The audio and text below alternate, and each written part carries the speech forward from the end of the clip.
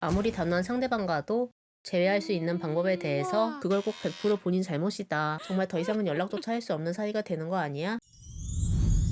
짧게 만나고 헤어지는 분들 계시죠?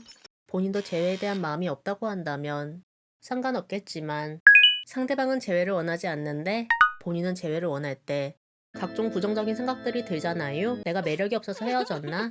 또는 나를 가볍게 생각했었나? 등등 말이죠.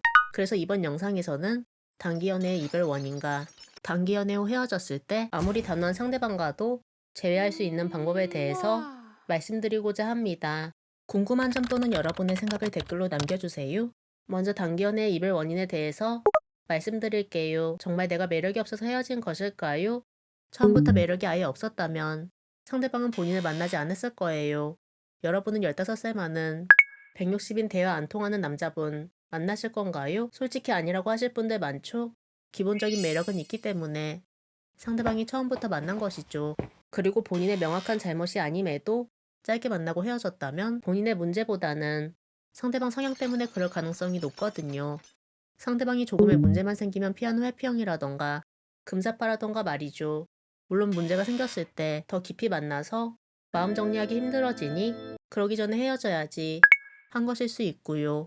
물론 본인이 정말 뛰어난 매력을 가졌다고 한다면 안 맞는 부분이나 문제가 생겨도 만날 생각을 했겠지만 그걸 꼭 100% 본인 잘못이다 라고 보기는 어려울 것 같아요. 그리고 한 가지 말씀드리고 싶은 게 단기 연애가 장기 연애보다 과연 재회에 불리할까요?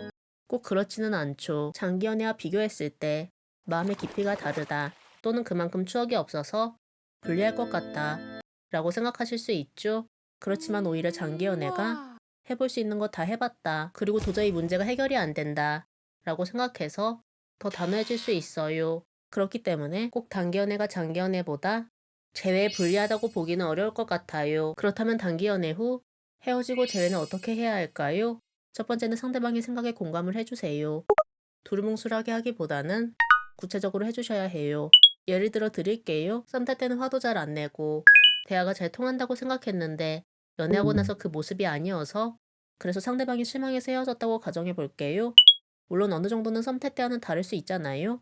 연애하고 싶으니 잘 되고 싶은 마음에 긍정적인 모습만 보이려고 노력했을 것이고요. 그렇지만 이런 상황에서 상대방과 재회를 하려면 우선은 상대방 말에 공감을 해주세요. 그래, 썸 탈 때와는 달랐으니 당연히 네가 이런 모습 때문에 실망을 하고 더 이상 만나고 싶다는 생각이 안 들었을 수 있었을 것 같아 라고 말이죠. 그리고 그 뒤에 상대방이 납득할 수 있는 이유에 대해서 말씀해 보세요. 그렇지만 내가 연애하기 이전과 다르게 갑자기 일 때문에 힘들어지는 게 있었고 그건 너도 어느 정도는 수긍했던 부분이잖아 라고 말이죠. 그 후 아무리 그렇다고 해도 그러지 말았어야 됐었는데 미안하다. 네가 헤어지자고 한 게 이해가 된다 라는 식으로 말이죠. 그리고 두 번째는 공감 후 그럼에도 상대방과 재회가 되지 않았다면 이별을 좋게 마무리해보세요.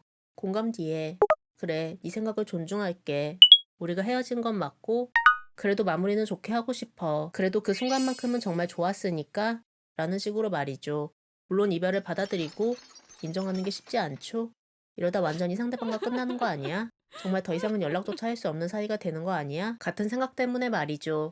그렇지만 이별을 인정했을 때 매달리는 것보다 오히려 자신에 대한 긍정적인 부분들이 떠오를 수 있고요. 연애했을 때는 이해하지 못한다고 생각했던 부정적인 부분들이 이해도 되고요. 그리고 좋게 끝났을 때 오히려 상대방과 연락하기가 더 유리하죠. 그렇다 보니 지금 당장은 재회를 못한다고 하더라도 시간이 조금 지나서 오히려 재회에 더 유리할 수 있다고 말씀드리고 싶어요. 세 번째는 시간을 가져야 할 수 있어요. 물론 시간 가지는 거 불안하죠. 이러다가 영원히 엑셀을 못 보는 거 아닐까? 완전히 나라는 사람에 대한 아무 감정조차 느끼지 않는 게 아닐까라는 걱정 때문에 말이죠. 그렇지만 그렇지 않거든요. 오히려 시간을 가지면서 그렇게 잘못한 것도 없는 자신에 대한 공허함이 느껴지고 완전히 끝났다고 생각하면서 나에 대한 긍정적인 생각들을 하게 되는 거죠. 상대방에게 매달렸음에도 더 이상 설득이 되지 않을 때 또는 아까 말씀드린 대로 아름다운 마무리를 했는데 재회가 되지 않았을 때 시간을 가졌으면 좋겠어요. 시간을 가지는 기간은 상대방의 SNS 상황이나 또는 헤어진 이유에 따라 다를 수 있지만 최소 일주일 정도에서 길면 2달까지도 가져야 할 수 있는 점 말씀드릴게요. 네 번째는 SNS 통해서 상대방에게 잘 사는 모습, 밝은 모습 또는 연애했을 때 문제가 해결된 모습 보여주셨으면 좋겠어요. 예를 들어 썸 탈 때와 달라진 내 모습에 실망이 쓰여진 것이었다면 썸 탈 때의 내 모습을 보여주면 되죠. 밝고 긍정적인 모습 보여주면 되고요.